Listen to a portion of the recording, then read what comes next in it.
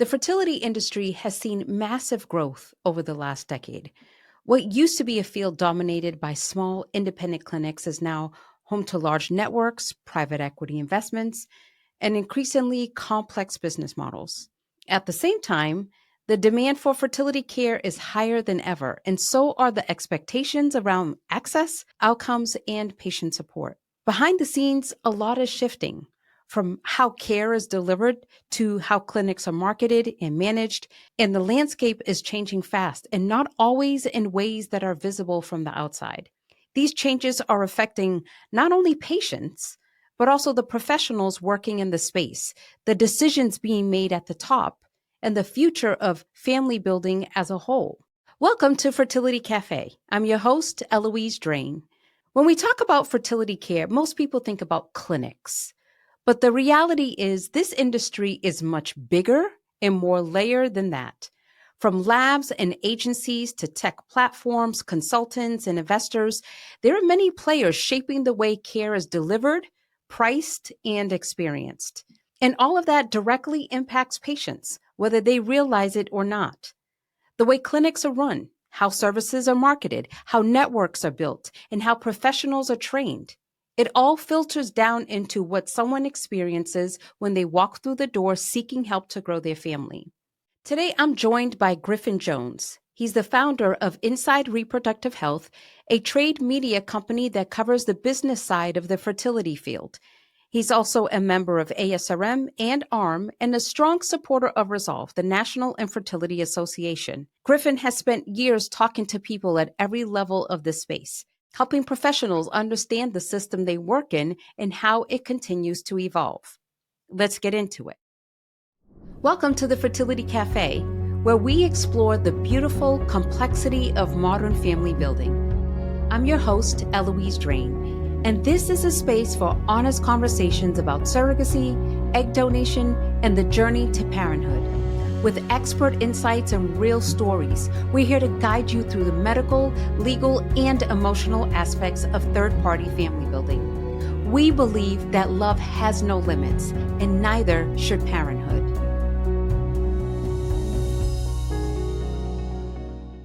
All right, Griffin, thanks for joining me. I appreciate it. My pleasure, Eloise. Nice to be in your house for a change. Yes. I was recently on yours, so had a lot of things to say. Now it's your turn. I loved your hot takes. I hope that I can be as informative and entertaining. I got big shoes to fill, though. But I'm going to try. I'm going to give it my best. That's all right. Okay. All right. Good. Well, good.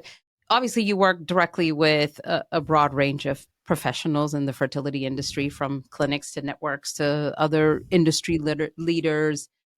What first drew you into this space?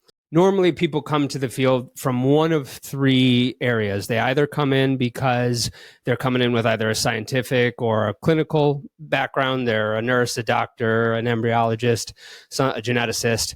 Or second, they come in because they went through the IVF journey and they saw an area that they could improve. And so there's something from the patient side that's connecting them. Or three, they just come in with a wheelbarrow full of money because private equity or venture capital sent them and they see the opportunity for money here. And none of those things was the case for me. I was just a generalist marketer from little old Buffalo, New York. I always wanted to stay in Western New York, where I'm from. There are no Fortune 500 companies in the city of Buffalo. I knew that if I was going to have a decent career and still live in Buffalo, I needed to have my clients come from elsewhere. This was before remote work is what it is today. Like, it wasn't, 12 years ago. And so I decided, okay, I'm doing generalist marketing, started working with one fertility clinic in my area. And at that time, I didn't know which category I was going to niche with, but had some success with that fertility clinic, and then said, hey, can you give me some other names? Because I think this might be the niche I want to niche down in. He gave me 5 names of different clinics across the country, called all of them. One of them gave me a shot that was in Hawaii, John Fratarelli in Hawaii. So with 2 clients, I could say we serve fertility clinics from New York to Hawaii. And then I started calling the patient side. I went on Resolve's website and I emailed every peer support group leader for every support group there was. And about a dozen of them got back to me saying they'd get on the phone with me. And I talked to each of them for an hour, maybe more over different phone calls. And then I was just kind of blown away by how nice they were to me. Here I am, this guy coming in saying, I know jack about medicine. I know jack about like the problem that you're going through. I don't have any money and I'm thinking about maybe starting a business in this category. Would you be willing to talk to me? And they were all like, yeah, we'll talk to you. And so I felt like I always had a leg to stand on. And so I built a low 7-figure client services firm for fertility clinics, doing marketing for clinics, their social, their video, their branding, their websites, their paid search. About 6 years ago, started a weekly podcast that was called Inside Reproductive Health. Never meant to start a trade media company, but that kept growing and growing. And then people like David Sable and Joshua Abram and Alan Murray kind of put a bug in my ear saying, we would normally expect to see a trade media publication or an industry media company in a field this size. And we don't think There is none. there is none. And you've sort of started one. So maybe you think about that. And so in 2022, transitioned the business to be the trade media company. So now I'll do some consulting for clinics, but we don't do their marketing for them anymore. Now my business is making content for the IVF lab directors, the fertility doctors, the fertility clinic network executives, all of the people on the industry side, and the people that sell to them are marketing partners. You've evolved clearly in a lot of ways and obviously have seen a lot of changes. So can you give us a sense of how things have changed from where you started and obviously what you were doing to what you're seeing now and where you are now? When I came in, there was a lot less private equity.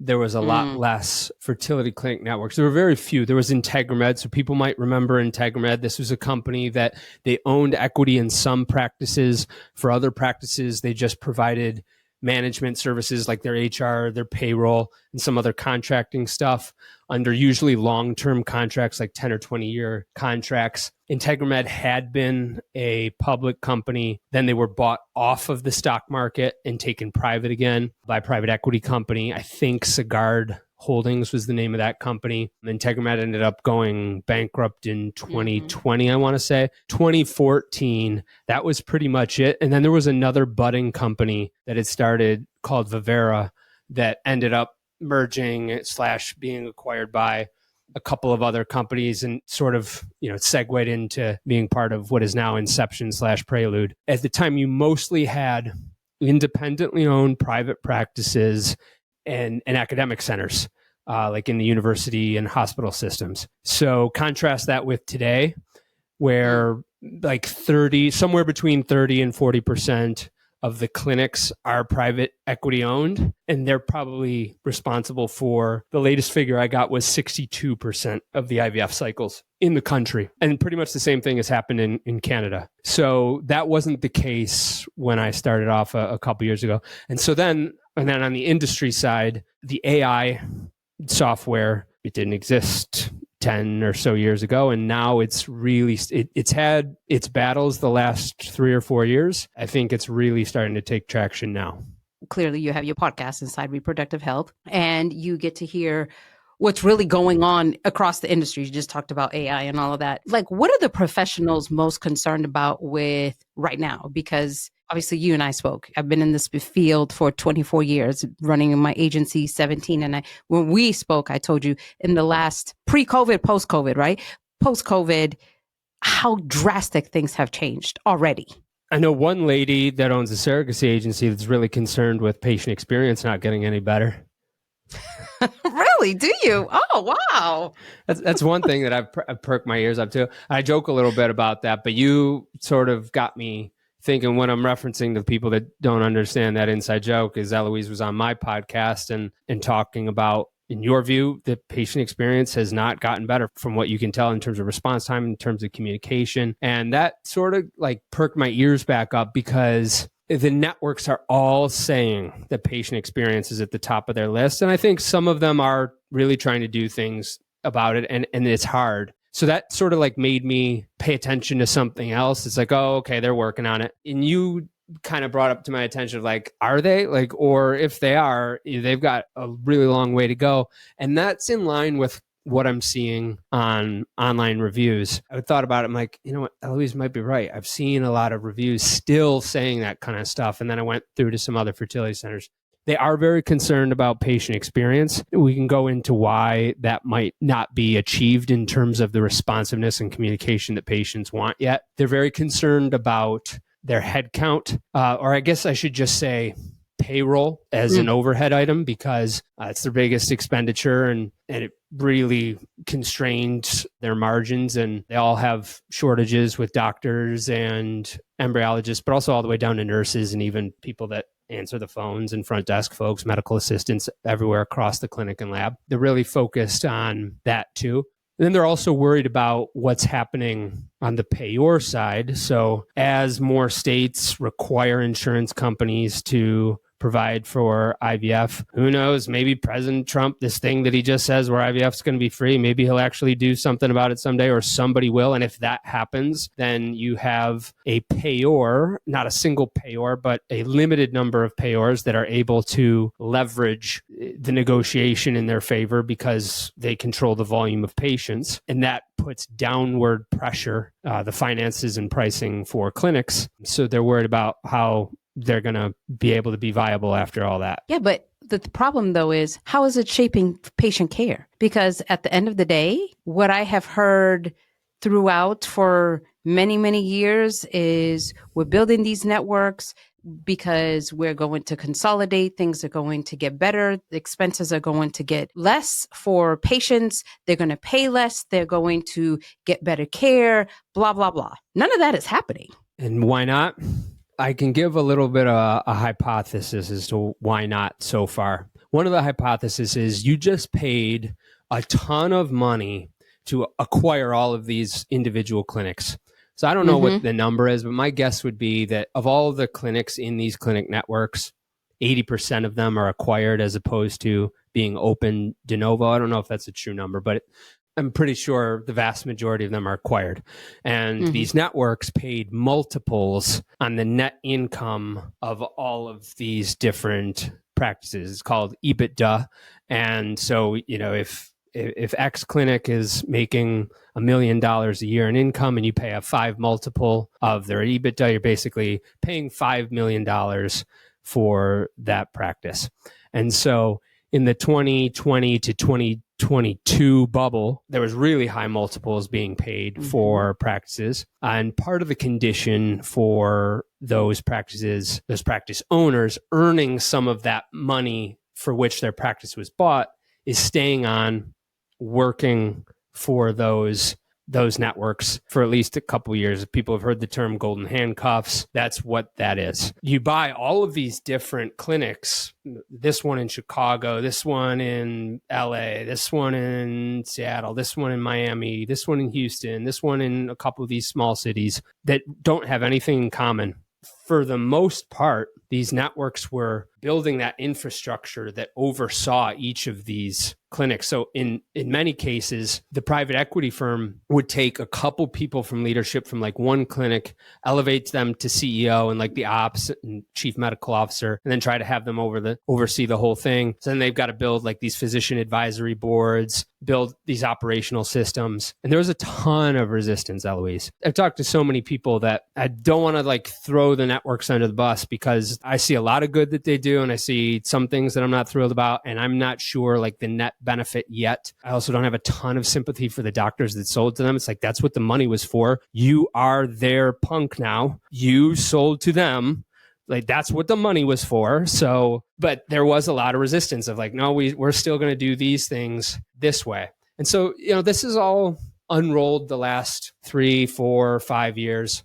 What I'm starting to see now, and I'm thinking of one network in particular, I won't mention their name, and I know the top exec there has had some challenges, and this individual has expressed, you know, there have been times where I have not been popular, but they have bitten the bullet, I think, and just said, this is the way it is now. And they've rolled out an operational system for all of their clinics, or in the process of doing so. In the ones that they have, you can actually see their online ratings go up. You can see them have numbers. It's like, here's X thousand unanswered calls before we implemented this system.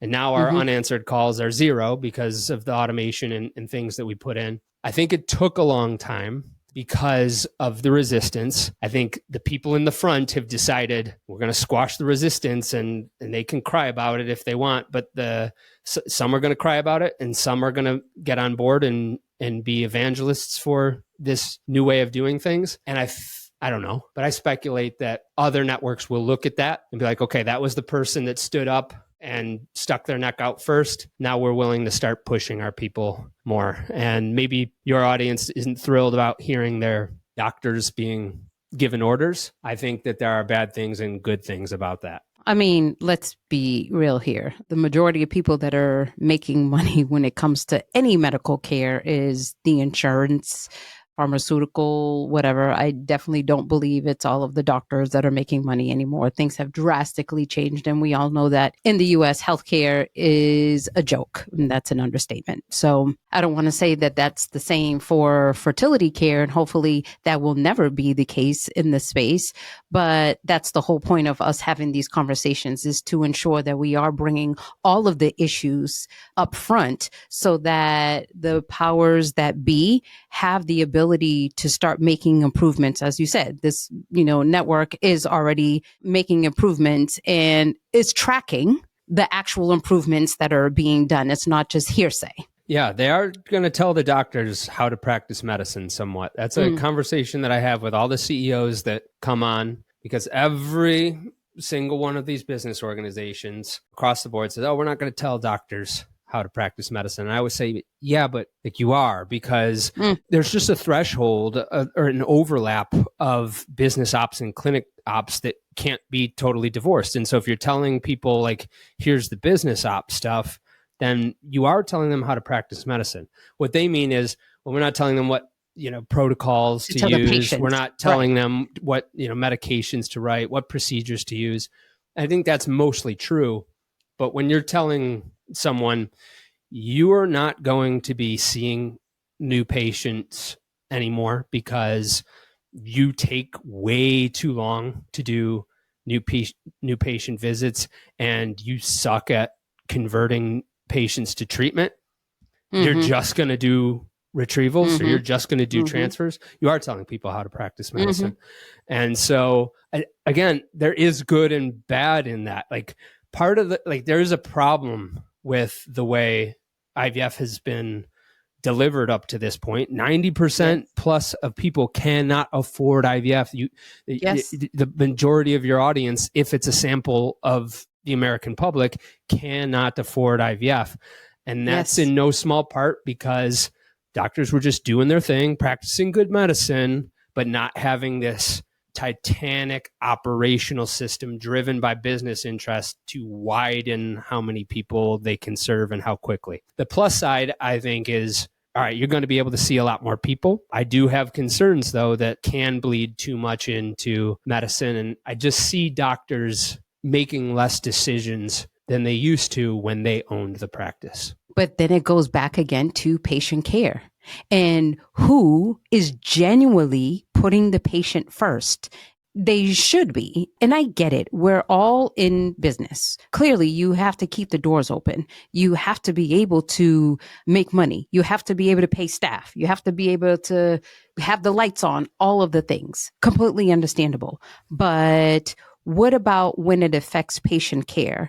You are not being available to the patient and giving them 10 minutes when their problem is way more than what a 10-minute conversation is going to be able to do. And then just shuffling them along like they're cattle. I mean, I literally had a conversation with someone recently who told me, I was at the fertility clinic and I'm just a commodity. That's all I am, is commodity. And it's about how much money they can make out of my pocket right now. So your concern is that gets worse as you have bigger companies with more money buying more of the clinics?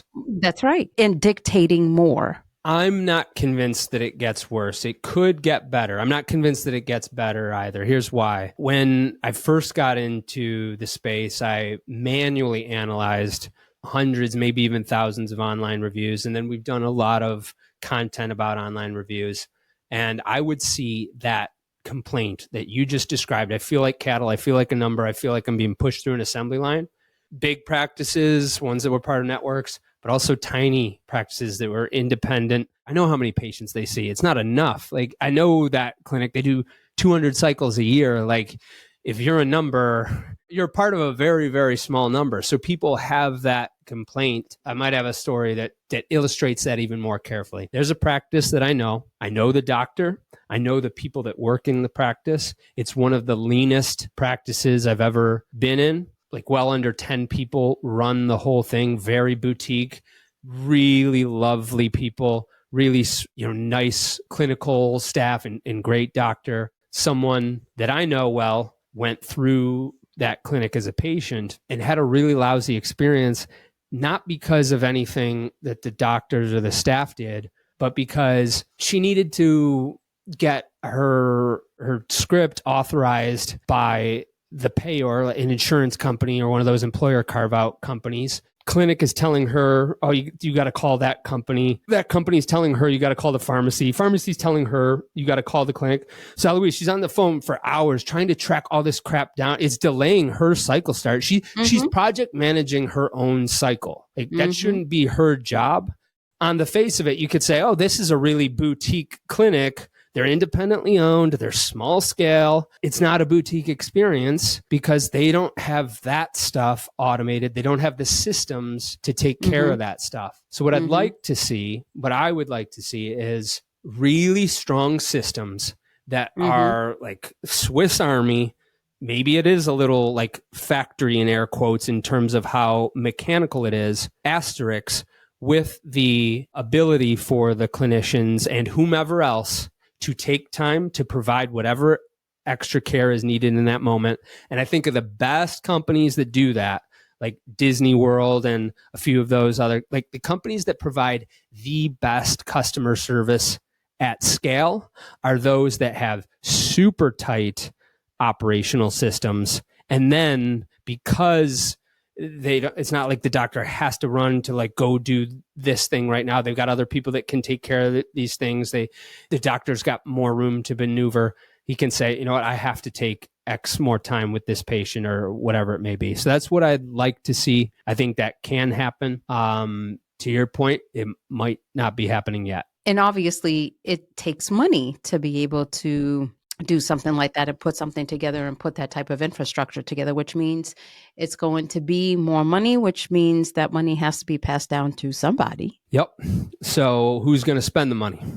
And that's the question is, does private equity, do they make investments or do they siphon money? And I think the answer is both. The scenario I described where they're putting in these automated systems so that they go from X thousand unanswered phone calls to zero, that's a private equity backed company.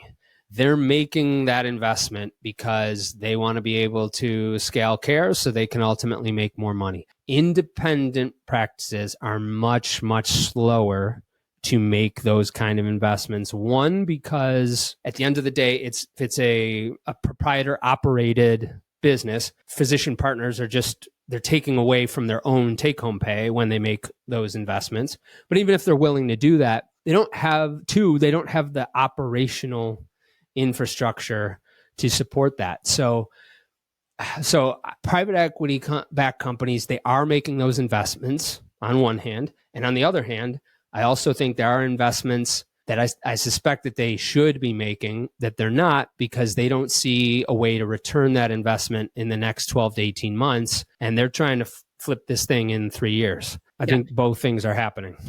Yeah. What's something that might be happening inside the industry that most people outside of it don't see? Or is there anything? I think that what people might not see is the inflection that we're at with technology. I think a lot of people inside the field don't see it. Like, I think that the nurse just doing her job or the doctor that's just doing her or his job and maybe goes to one conference a year to learn their CME credits, but not really paying attention to the big picture. I don't think most of them are paying attention to that this field is about to become a much higher volume field of medicine. And that means that their job is going to look fundamentally different. And I don't know if it'll happen in 2 years or if it's going to take much, much longer than that. There's no way that the future, trying to think of how many years, 5, 10, whatever, that we're going to be doing 200 cycles on average for a doctor, 150 cycles on average per REI. That is not going to happen. REIs are going to be doing many, many more cycles per physician, which means that their entire infrastructure is going to be different. There's going to be far more automation of the patient journey. There's going to be far more top of license. Maybe OBGYNs are doing retrievals. Nurse practitioners are always doing IUIs and HSGs, that a doctor's never doing those things. Maybe it's the case that doctors are doing your ultrasound, that a sonographer is doing those.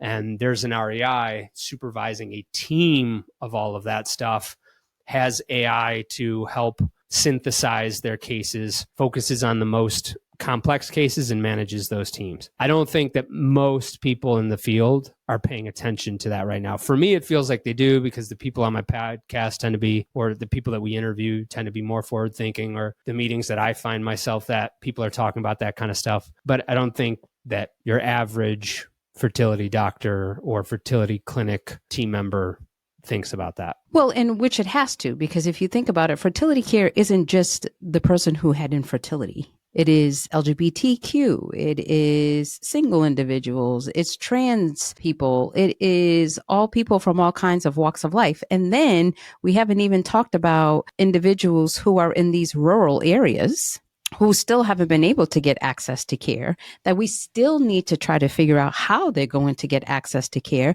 Again, we always talk pre-COVID, post-COVID, right? You mentioned about how when you first started, there was no remote of anything. Now there is remote. Now there's more remote healthcare. There's more remote telehealth with mental health stuff and all of these things. And so I'm curious as to if that is also something that the fertility industry is needing and is going to have to shift in how we look at the day-to-day of how we provide fertility care. You made me think of two things. One, if people are interested in this inside baseball business stuff that you and I are talking about, they should check out a doctor named David Sable. He's REI trained. Yes, he's been on our here. podcast. It was episode 100 and it was phenomenal. So yes, absolutely go and listen to David. They should listen to that podcast of yours with him. He no longer practices REI, but he works in venture capital and he's done all of the math. And so I'm going to paraphrase some of his math, but there's 500,000 IVF babies born worldwide right now, based on the needs that you said. People from LGBTQ background, people with infertility, people with secondary infertility, people who need PGTA or PGTM or other PGT for preventing genetic diseases. He thinks that we should be at 1 million IVF babies born per month worldwide, and then we should double that. The market is much, much smaller. One of the things that I think is going to happen with remote care is a lot more triage, so that you're really only going to the REI when you need IVF. And people might think, I don't want my doctor to, be pushing me to IVF. It should maybe be the case that they're pushing you away from IVF if you don't need it, so that the REIs are really just seeing those complicated cases, and the fertility centers are really only seeing people that need IVF. So I think you're going to see a lot more remote care. I think you're going to see a lot more at-home testing, that at-home testing being integrated with artificial intelligence and patient journey automation, so that you're getting all of that stuff before you even go to the REI. When you're talking about remote care, Eloise, I think what's probably going to happen is that remote care is maximized and you don't even get to see the REI until it's pretty damn clear that you need IVF. And so where we're at right now, where go and you fill out some new patient paperwork, you go to your new patient visit, and then you do all your workups, and then you come back for your follow-up. I think that's going away. I think that should have gone away. Just as a guy who knows very little about medicine, it's not my place to say, but from my point of view, that's way too cumbersome. I think it's going away, and that you're only going to an REI after you've done all that stuff remotely. and then maybe some stuff with your OBGYN, and then to the REI. Things that these networks and private equity and all of that are these conversations that they are already having and looking at and trying to figure out, how do we actually cover care for the masses, not just one segment of the population? I think that's happening more in the venture capital circles than in the private equity circles. You've probably made the distinction for your audience before. I'll make it now. Private equity, so both can come from the same sources of money. They come from sources of money called limited partners. Those limited partners are often high net worth individuals or families. Sometimes they're funds. Sometimes they are like pension funds or retirement funds, like the teachers union pension fund, and these like Ivy League school endowments, like these different types of funds, individuals, and families that are looking to make a higher than average return on their money because they got lots and lots of money. They don't want to make an 8% return on it like you and I do in the stock market. They want to make a 30, 40% plus return. And so there are different ways of doing that. One way of doing that is private equity. Private equity typically buys a controlling stake in existing businesses that have proven that they are profitable and have good systems. So like if somebody buys Family Inceptions right now, it's most likely going to be a private equity company that has looked at your books and said, Eloise has done a really good job making this thing profitable. She's clearly built the systems in that it can run not just with her. And we think we can increase the profit by a certain amount to then flip it at a higher price in 3 to 7 years. That's private equity.